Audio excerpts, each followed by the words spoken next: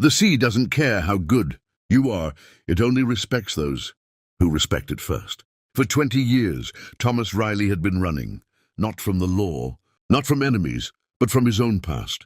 Once a decorated Navy rescue swimmer, he vanished without a trace, trading a life of duty for the quiet solitude of the open ocean. But when a desperate distress call pulled him back into the waves, everything he thought he'd left behind came crashing back. What he did that night wasn't just another rescue. It was the beginning of a reckoning, one that would force him to face the ghosts he'd spent decades trying to forget. Stay tuned, because this is a story of redemption, second chances, and the kind of courage that never fades, no matter how hard you try to leave it behind. Welcome to my channel. I'm so glad you're here, where we celebrate the power of kindness in every moment. If you enjoy this space, please like, share, and subscribe. It helps keep our community growing. The storm had passed, leaving behind an eerie stillness over the water. The second chance, a weathered trawler built for fishing, not heroics, rocked gently with the waves as Captain Thomas Riley scanned the horizon. Just hours ago, he and his small crew had defied the odds, pulling 8 stranded researchers from certain death as their vessel. The oceanic explorer succumbed to the relentless sea. "We're sending down our rescue swimmer to assess," came the crisp voice over the radio. Before Riley could protest, a figure dropped from the chopper, slicing through the water with practiced ease. Within moments, she was aboard the Second Chance, removing her helmet and giving him a crisp salute. "Petty Officer First Class Jensen, sir. Permission to come aboard." Riley hesitated. The formality, the uniform, the presence of the Navy, it was all too familiar. Too close to a past he'd walked away from. "Granted," he said, though his voice lacked enthusiasm. "But I don't know why you're here. We're all fine." Jensen's gaze swept over the trawler and its small crew, but she wasn't here just for a welfare check. Reaching into a waterproof pouch, she pulled out a sealed envelope and extended it toward him. "I was instructed to deliver this to you personally." Riley took the envelope with visible reluctance. His heart clenched at the seal, one he hadn't seen in 20 years. The commander of the 7th Fleet. Inside, a brief handwritten note awaited him. "Captain Riley, my daughter Sarah told me what you did. We've been looking for you for a long time. There are things you should know. I'll be at Harbor Point Naval Station tomorrow at 900. I hope you'll be there too. James Collins." Riley read the note twice, his hands tightening around the paper. The name hit him like a rogue wave. Admiral James Collins. A flood of memories surged, memories he had spent years drowning in salt and silence. A stormy night, a rescue gone wrong, lives lost, guilt that never faded, and the man who had taken the blame that should have been Riley's. "Sir?" Jensen's voice broke through his thoughts. "I need a response." Riley looked up at the hovering helicopter, then back at his crew, who watched him with curiosity. "Tell Admiral Collins." He exhaled slowly. "I'll think about it." Jensen nodded, as if expecting the answer. "There's something else, sir. We've been asked to escort you back to Harbor Point." Riley's brow furrowed. "Escort?" Jensen remained neutral. "Orders are to ensure your safe passage." Translation, they weren't giving him the option to disappear again. For a long moment, Riley considered refusing. It would be simple: turn the boat around, keep fishing, keep hiding. But then he sighed, rubbing a hand over his stubbled jaw. "Liam," he called to his first mate. "Set course for Harbor Point. We're heading in early today." The decision was made, and for the first time in 20 years, Thomas Riley was heading home, not just to a port, but to a past he thought he'd buried at sea. For the 4-hour journey back to Harbor Point, the Navy helicopter remained overhead, a silent reminder that this wasn't just another fishing trip. Occasionally it circled, never straying too far, always watching. Riley kept his eyes on the horizon, his hands steady on the wheel, but his mind was elsewhere. "Must be quite a story there, Captain," Liam murmured from beside him. Riley didn't answer. He didn't need to. The Navy never did anything without reason, and this much attention meant they weren't just here to shake his hand. As the Second Chance approached the harbor, Riley's grip on the wheel tightened. A crowd had gathered along the docks, far more than the usual fishermen and dock workers. And in the naval section of the port, a sleek destroyer sat anchored, flying the pennant of a vice-admiral. "Looks like we've got a welcoming committee," Miguel observed, a note of excitement in his voice. Riley's jaw clenched. This was exactly what he had hoped to avoid. Attention, questions, reminders of a life he had left behind. For a fleeting moment, he considered turning the boat around and heading back out to sea. Then through his binoculars he spotted her, Dr. Sarah Collins. Beside her stood a tall man in a crisp naval uniform, his insignia unmistakable. Vice Admiral James Collins, the man who had once been Riley's commanding officer. The man whose burden Riley had carried for 20 years. The moment Riley stepped onto the dock, the crowd fell silent. The sea breeze carried the sound of waves lapping against the hull. But no one spoke as he walked toward Admiral Collins. Collins looked much the same as Riley remembered, broad-shouldered, with grey at his temples and the same unreadable steel in his eyes. Yet something in his expression was softer. "Thomas," Collins said, extending a hand. "It's been a long time." Riley hesitated, then took the offered hand briefly. "Admiral," Collins gave him a measured look. "After all this time you can call me James." A flicker of annoyance crossed Riley's face. "I'd prefer not to do this here," he muttered, glancing at the onlookers. "Fair enough," Collins agreed, nodding toward his daughter. Dr. Collins stepped forward, her voice carrying over the gathered crowd. "Captain Riley, last night, you and your crew risked your lives to save 8 researchers from certain death. The Oceanic Explorer sank less than 20 minutes after you pulled us off." She paused, her expression solemn. "There is no question that without your intervention, we would have perished." Riley shifted uncomfortably. "We did what anyone would have done." "No," Sarah said firmly. "What you did required exceptional courage, skill, and selflessness." She turned to the crowd, where the other rescued researchers stood, bandaged but alive. "On behalf of everyone aboard the Oceanic Explorer, I wanted to thank you publicly." Riley barely had time to process the applause before Collins spoke next. "The Navy recognizes extraordinary heroism," the Admiral said, "whether from those in uniform or civilians. Your actions exemplify the highest traditions of maritime service." "I'm just a fisherman," Riley muttered, his discomfort growing. Collins met his gaze steadily. "No, Tom, you're a great deal more than that. And we need to talk." 30 minutes of handshakes, forced smiles and murmured thanks later. Riley finally found a moment of solitude, or at least he thought he had, until Collins approached once more. "My quarters on the destroyer. 1 hour." Collins's voice was calm, unwavering. "Just to talk." Riley hesitated. Then, after a long pause, he gave a single curt nod. An hour later, freshly showered, and wearing the only clean shirt he owned for shore visits, Riley stepped aboard the naval vessel.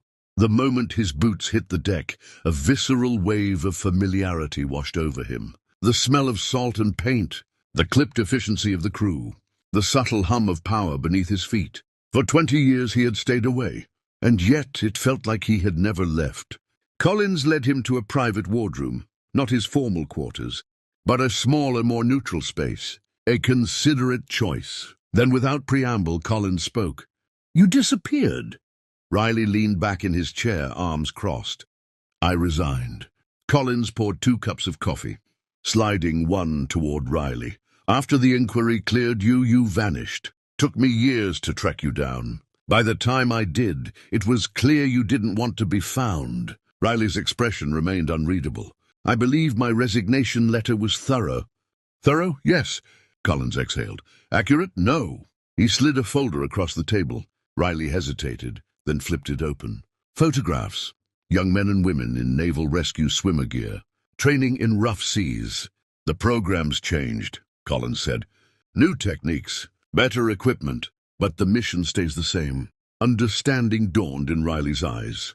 "You want me to train them?" "I want you to consider it," Collins corrected.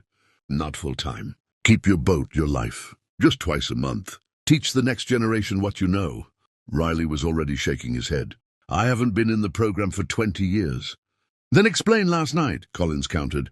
"Sarah told me how you moved in that water. Some skills never fade, Thomas." Riley stood abruptly. "I appreciate the offer, Admiral, But I'm not interested. I'm a fisherman now. Collins met his gaze without hesitation. You're both. Riley turned toward the door. Why are you really doing this? Collins's answer was quiet. Because the Navy lost something valuable when you left, and I'd like to get a piece of it back.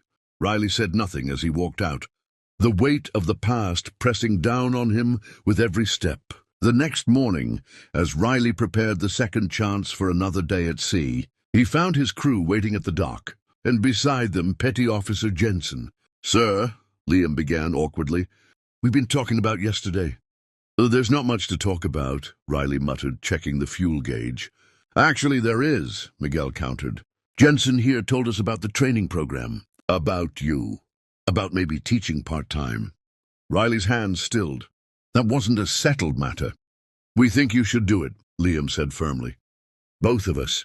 Riley looked at his crew, the men who had trusted him through storms and seasons, who had never known his past. "Why?" he asked simply. Miguel gestured toward the sea. "Because what you did out there should be passed on." Jensen stepped forward. "First training group arrives next week, Captain. 8 candidates. They've all heard what you did during the storm." She hesitated. "It would mean a lot to have you there." Riley turned toward the open water. For 20 years, he had defined himself by what he'd left behind, by the ghosts that followed him through every wave. Maybe it was time to stop running. "One session," he said finally. "I'll do one training session. We'll see how it goes." The relief on their faces was immediate. As Riley guided the second chance out of the harbor that morning, he glanced toward the naval dock. Admiral Collins stood watching. Riley raised a hand in salute. For the first time in decades, it felt like coming home. The week passed in a blur. Riley spent his days fishing with Miguel and Liam, trying to ignore the promise he had made. But at night, sleep eluded him. Memories surfaced of stormy seas, desperate rescues, and faces he couldn't forget. On the morning of the training session, he told himself he was just going to observe. Nothing more. Yet as he stepped onto the naval base, past the recruits standing at attention, something shifted inside him. They were young, eager, but inexperienced. He could see the tension in their shoulders, the nerves in their eyes. He had been like them once. Admiral Collins met him with a nod. "Didn't think you'd come." "Neither did I," Riley muttered. Sarah was there, clipboard in hand, smiling faintly.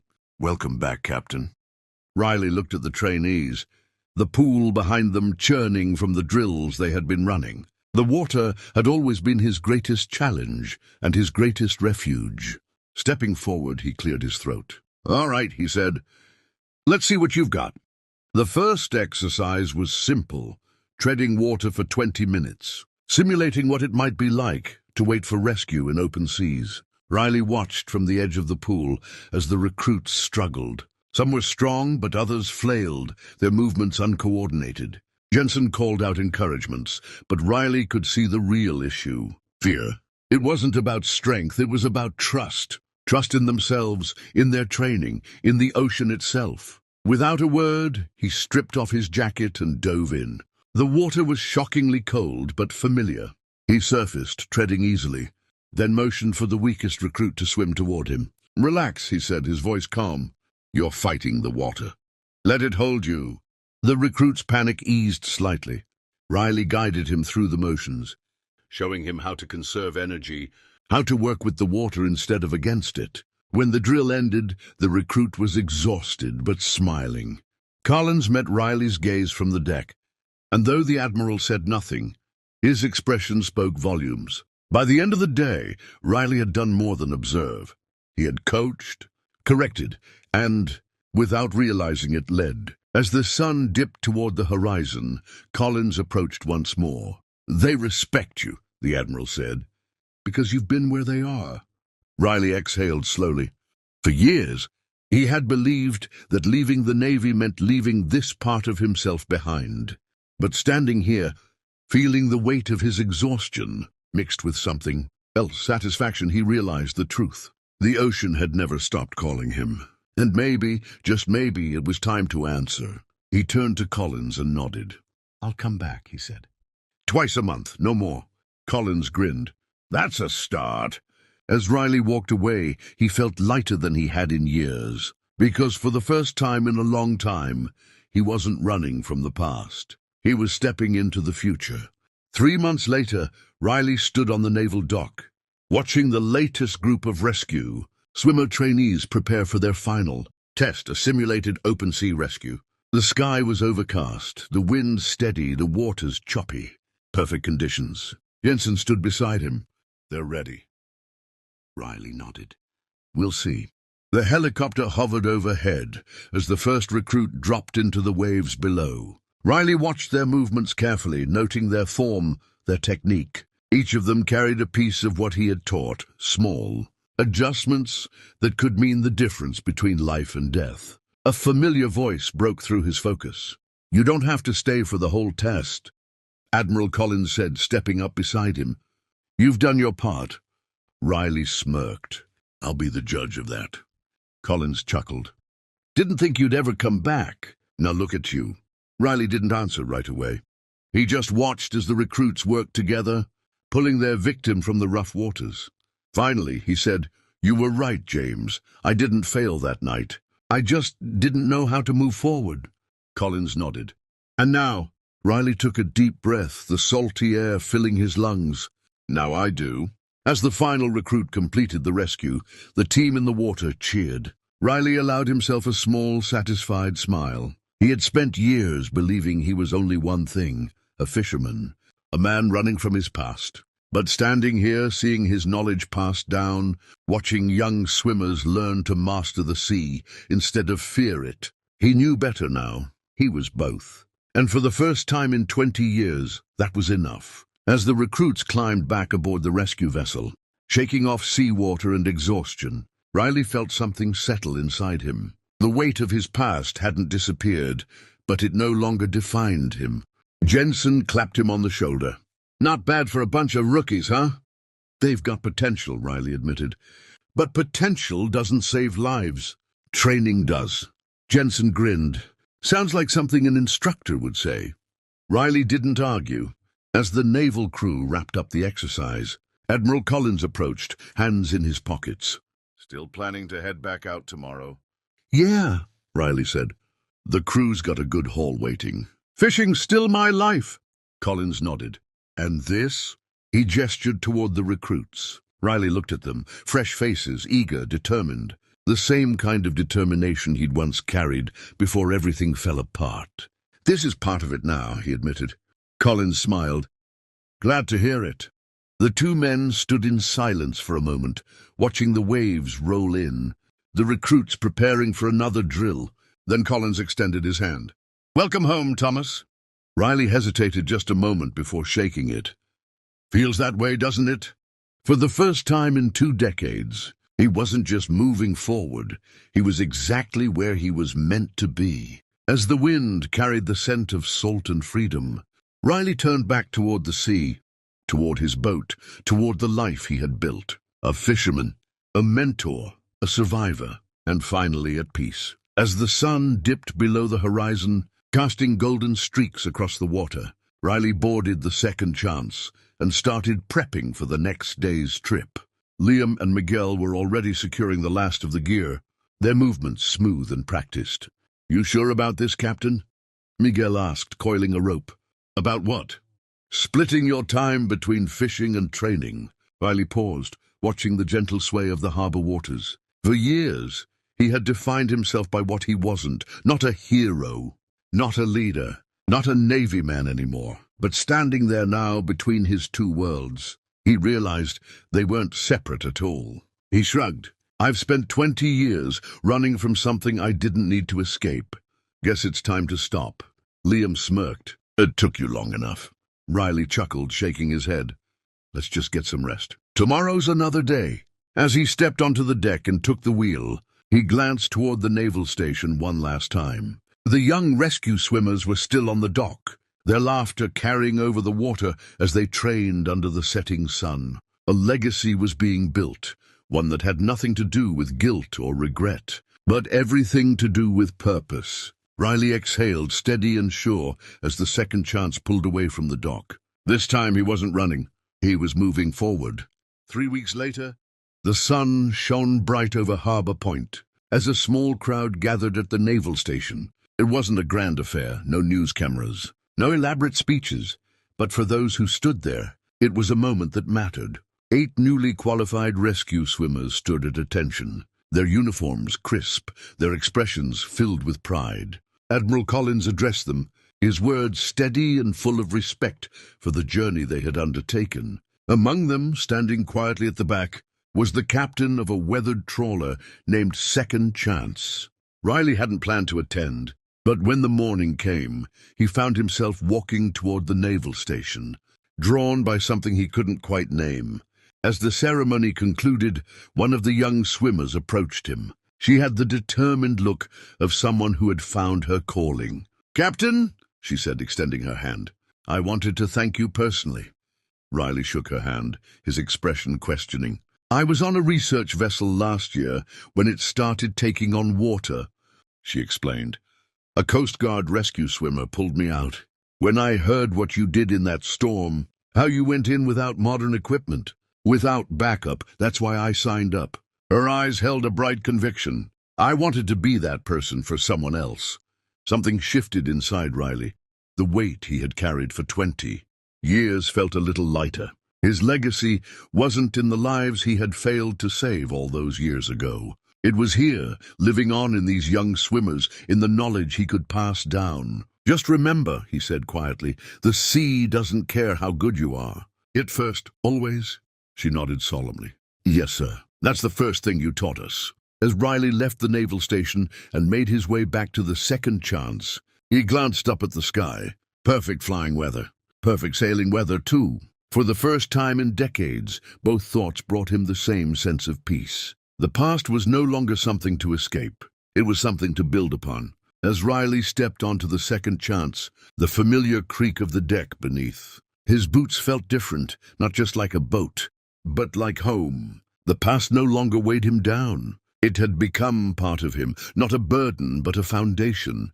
From the dock, Admiral Collins watched him go, a knowing smile on his face. He had given Riley the choice, and Riley had made it in his own way. He wasn't a Navy man anymore, but he wasn't just a fisherman either. He was something in between, something new. As he guided the Second Chance out of the harbor, the open ocean stretched ahead, vast and endless. But this time, it wasn't an escape. It was a horizon full of possibilities. For the first time in 20 years, Riley wasn't running. He was moving forward. 3 weeks later, Riley stood at the back of a small ceremony at Harbour Point, watching as 8 newly qualified rescue swimmers received their certifications. He hadn't planned to attend, but something had pulled him here. Perhaps curiosity, perhaps something deeper. As the ceremony ended, a young swimmer approached him, her eyes bright with purpose. "Captain," she said, extending her hand, "I wanted to thank you personally. I was rescued last year by a Coast Guard swimmer. When I heard what you did in that storm, it made me want to be that person for someone else." Riley shook her hand, something shifting inside him. For so long, he had carried the weight of those he couldn't save. But standing here now, he realized, his legacy wasn't in the past. It was in the people who carried forward what he had taught, in the lives they would go on to save. He gave her a small nod. "Just remember, the sea doesn't care how good you are. Respect it first, always." "Yes, sir," she said, her voice filled with conviction. "That's the first thing you taught us." As Riley walked back to the Second Chance, the ocean stretched out before him, calm and endless. For years, he had sailed these. As Riley stepped onto the dock, the salty breeze carried a sense of something new, something he hadn't felt in decades. Peace, purpose, a second chance. Not just for his boat, but for himself. For years, he had defined himself by the past, by what he had lost, by the ghosts that haunted him. But now, standing at the edge of 2 worlds, the life he had built and the one he had left behind, he finally understood that he didn't have to choose between them. He could be both, a fisherman, a mentor, a rescuer. As the ceremony ended and the young swimmer's words echoed in his mind, Riley realized that his greatest legacy wasn't in the past. It was in the future, in those he had inspired, in the lives he would continue to shape. What do you think? Did Riley make the right decision by returning to train the next generation? Would you have done the same in his place? Let me know in the comments below. And if you enjoyed this story, don't forget to like, subscribe, and check out the next video on your screen. You won't want to miss it.